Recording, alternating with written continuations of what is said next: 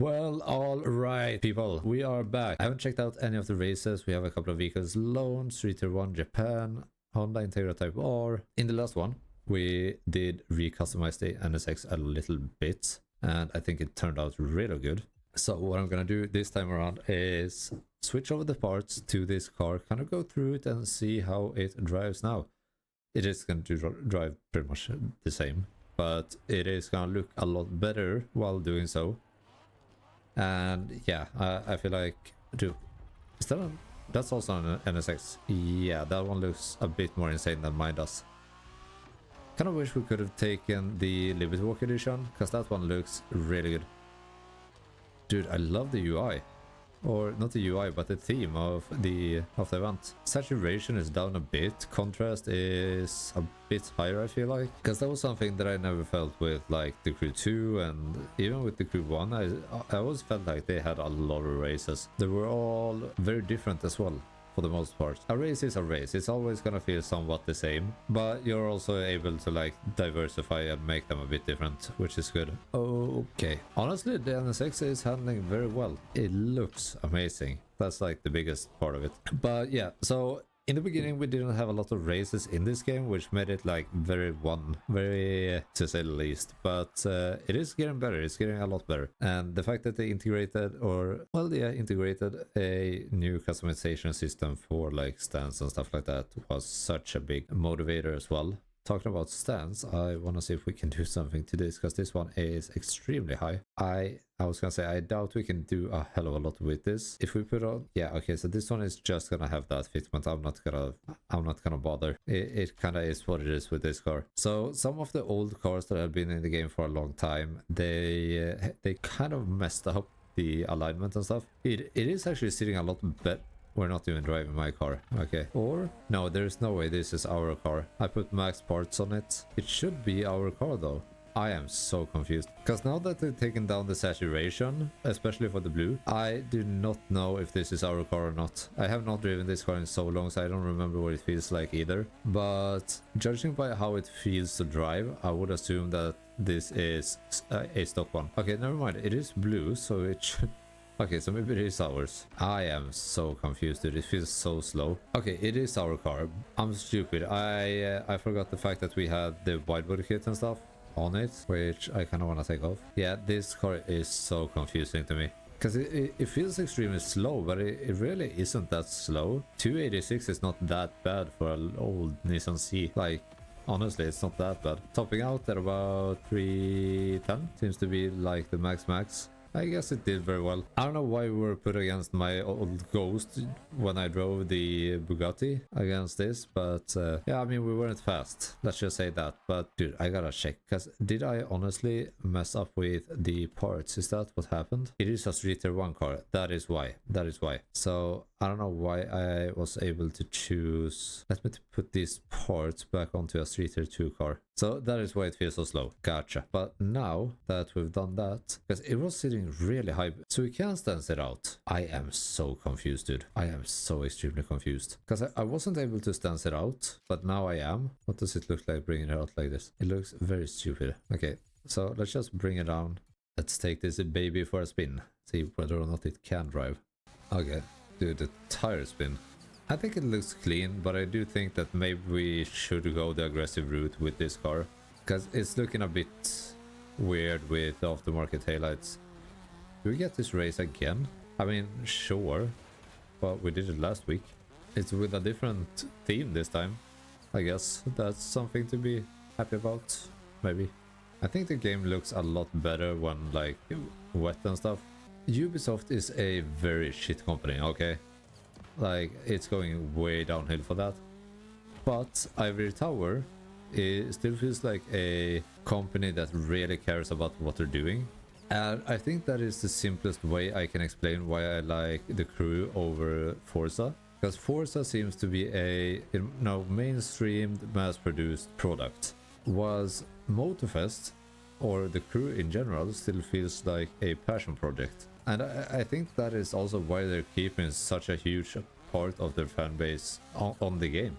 And like I said, because I think Ivory Tower really cares about if there is something, like, they have done such a lot of good updates to this game since it's released. And I feel like it's tailored towards what people actually want to see. Okay, so we do get to choose car here. That is awesome. Now, I know what we're going for. We have not used this in a race yet. We're definitely gonna use this. I love this car, man. I was so happy that I was able to purchase this as well. Sadly, we did not get it through the summit, and I'm still not the biggest fan of the way that that works. That you're able to buy old summit cars. Because I really wanted this car, I was happy that I was able to do it that way. And I do think that it looks very good. Dude, the whole theme of this car fits so well into this playlist. I don't know why I just tried to handbrake with the wrong button. Okay, I'm gonna try something. I don't know if this is gonna mess me up. This is also, I'm gonna praise them for this as well. This event in particular, so far this summit has been great. But this race in particular, I have not talked about a lot in this race.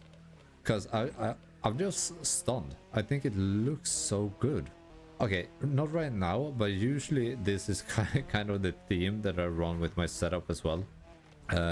With the like orange and teal kind of color combo.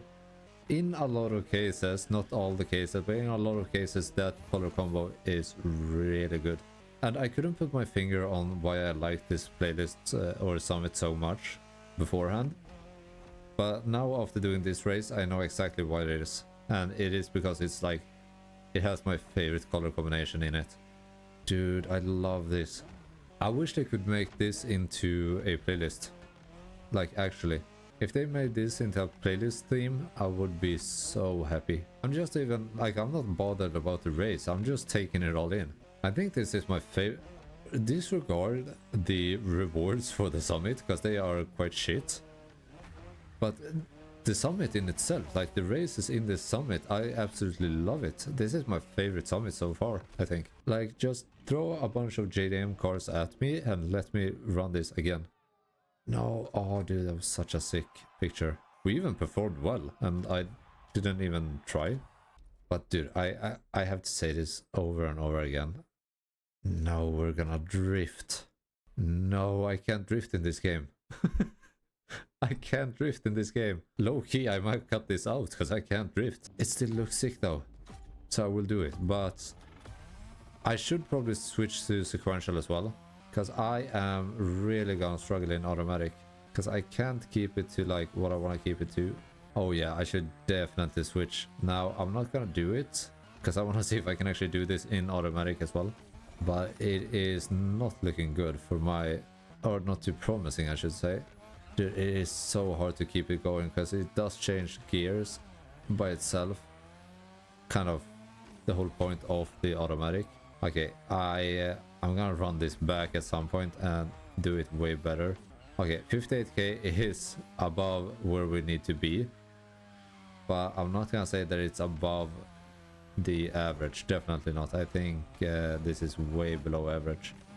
I can drive in automatic without problem in regular races. As soon as it comes to drifting, I'm disabled at like driving, because I run into everything. Really get it how I'm doing that? Come on, no, that's 103k. No, I was gonna say, okay, that's 40k points. That makes more sense.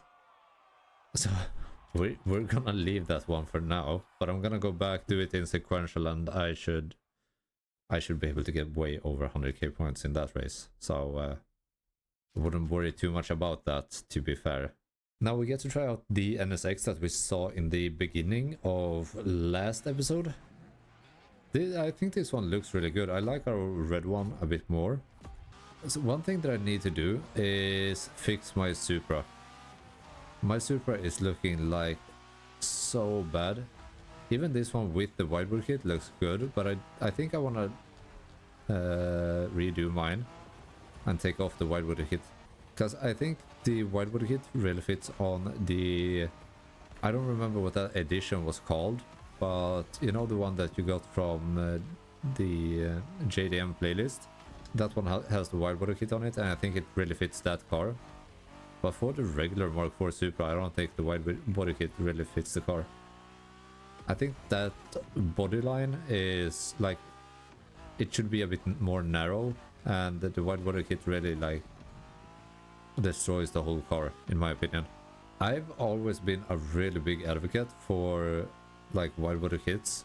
I still like them to this day for a lot of cars, but for majority of the cars, it like, I don't know, this is the kind of stuff that changes when you get older and stuff as well. Because I've loved wide body kits for years and years and years, and now as of like this year, I've started to be like, yeah, no, I think it looks better like OEM, and you know, I think it's more that I like the cars OEM than the fact that I don't like wide body kits anymore. So, because I still like wide body kits. That was a long sentence to say. Not really, but complicated for me. Somewhat. I forgot that there's water. I was gonna say blue water. It's not even blue, it's orange. Is it okay if... okay, that sounds so stupid. But some of my pronunciations, okay, like this. When English isn't your native language, at least for me, I feel like it is like this. When I yeah, okay, I think we're cutting that out. Or not, we'll see. When I I'm not gonna say when I learn words, but when I did learn the words, a lot of the English words that I use when I speak,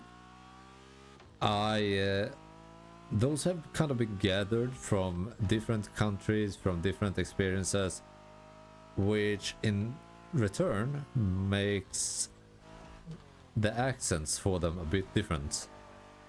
So some of the words I might pronunciate with like a American accent.